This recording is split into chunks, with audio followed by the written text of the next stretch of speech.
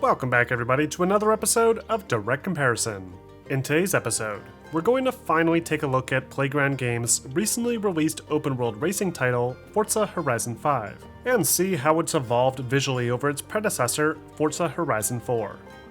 For this video, both games are being played and recorded on a PC, with the graphics settings cranked up to their highest values at a native 4K resolution, and the motion blur options will be disabled to capture the cleanest possible still images.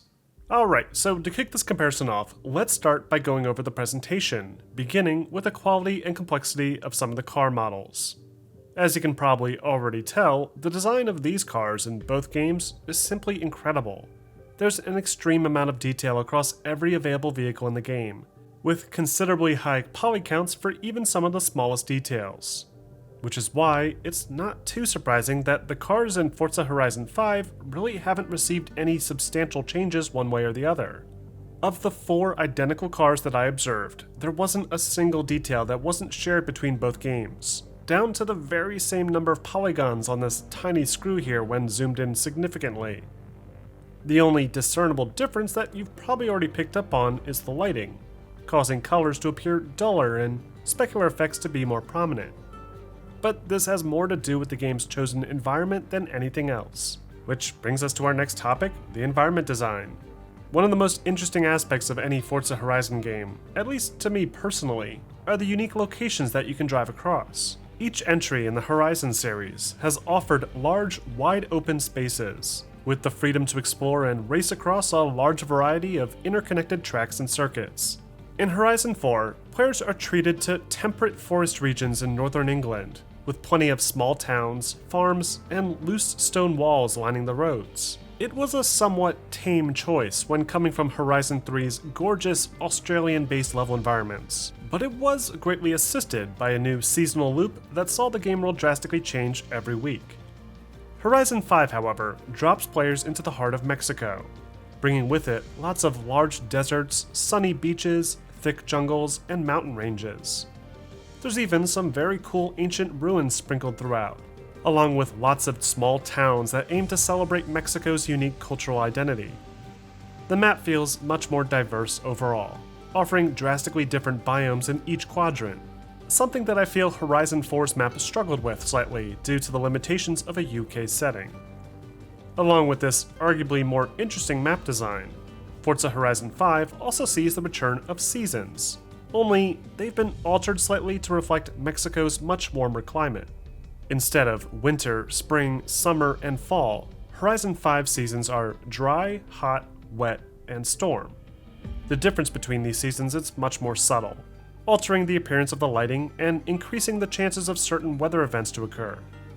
This includes typical rainstorms, gale-force winds, tropical storms, and, out in the desert regions, massive sandstorms that can greatly limit visibility.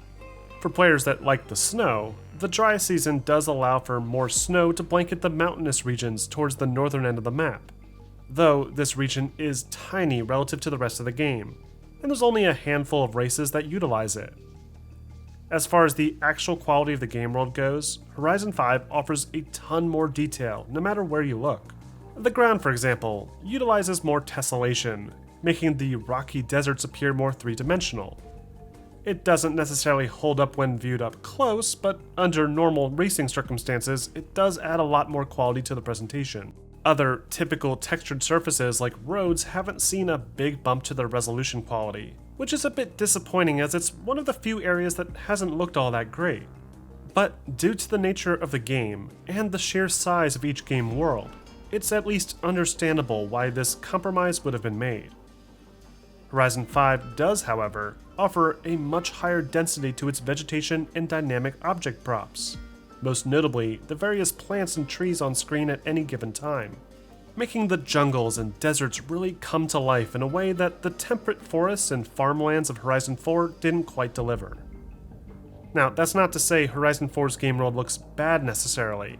It holds up incredibly well still, but you'll find that 3D objects like grass and bushes do have a slightly lower draw distance in Horizon 4, resulting in more apparent pop-in. Next, we have lighting. After going back to Horizon 4, after several years of not really touching it, I'm still blown away by how great it looks, with some beautiful, picturesque vistas showcasing hundreds of high-fidelity skybox presets that seem to blend seamlessly with cube map lighting across the playable space. Mix in the dynamic time of day, lots of dynamic lights from things like vehicle headlights, and the constantly evolving seasonal data, and what you're left with is an extremely believable playground to barrel ridiculously expensive cars through. Now, it's obviously not perfect. The real-time cube maps on car surfaces don't hold up very well upon close inspection, with lots of inconsistencies in the game world as expected. The slightly more expensive screen space reflection technique is also utilized whenever there's bodies of water or puddles in the environment. Horizon 5, on the other hand, manages to incorporate the much more impressive ray trace reflections, at least when using the game's built-in vehicle viewing modes, allowing players to capture some gorgeous still images that are technically not possible to capture under normal gaming conditions. When actually driving around, Horizon 5 utilizes the same cube maps for vehicles and screen space reflections for bodies of water, but there's no option to enable ray tracing. There is technically a way to mod in the ray trace reflections, but as it's not officially included in the game, this won't be considered here, as cool as it may be. Even without ray tracing though, there's still a few under-the-hood improvements that have been made to enhance the whole of the lighting design. Most notably, a rework to the way the global illumination is handled, ensuring key areas incorporate proper bounce lighting more effectively. Add on top of this the return of some nice specular lighting, improved ambient occlusion and shadowing, all within an absolutely gorgeous tropical locale, and Horizon 5 ends up looking far more visually stunning than its counterpart, which is quite the accomplishment considering how great Horizon 4 still looks. Next, we have our effects. Thanks to Forza Horizon's wild, open-ended gameplay philosophy, there are a ton of great effects to observe across both titles, from the way snow, dirt, and water droplets accumulate across the surface of vehicles, to the buttery smooth, dynamic destruction incorporated in ways that, while absurd, still are executed quite well. One of my favorite effects in Horizon 4, for example, is the way all the stone walls crumble into pieces when smashing through them. It's a fairly simple, physics-based effect, but the sound and the many different pieces that fly across the screen all help it stand out considerably. Flattening fields of wheat and grass also look great, and have thankfully returned the same with this latest entry. Though this is also combined with a lot more vegetation to smash through, thanks to the rich jungle environments and numerous other dynamic props along the side of the roads. The sheer volume of dynamic objects in the world at any given moment is incredible, and a noticeable step up from the past entry.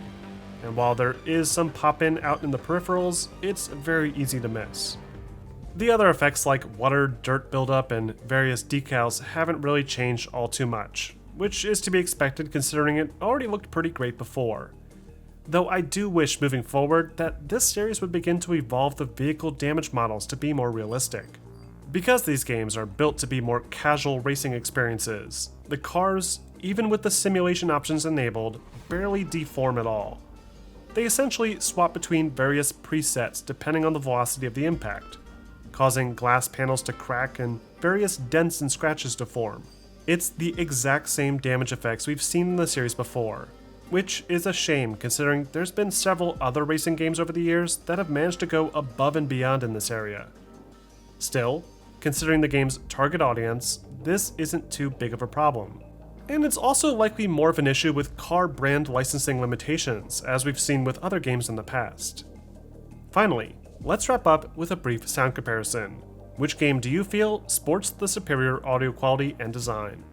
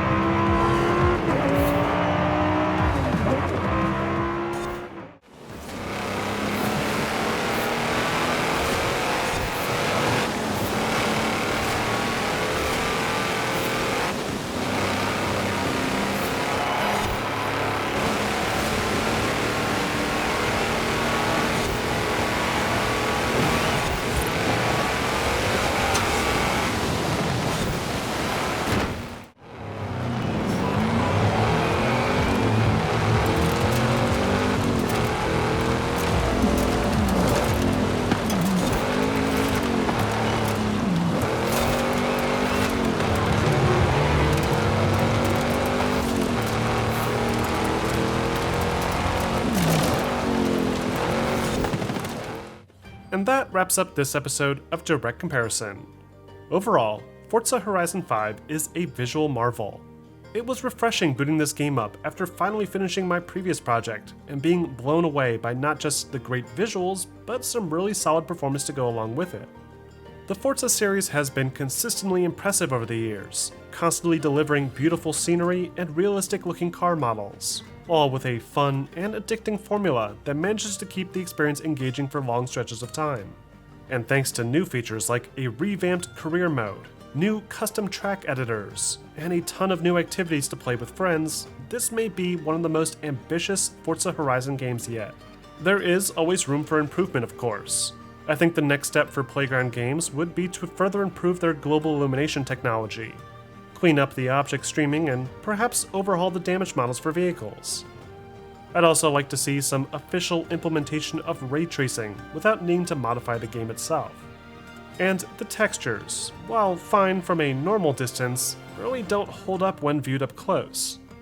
But it's still a solid improvement over an already visually impressive game, and certainly worthwhile for any fans of the Forza Horizon series, or even just a mild interest in racing at all.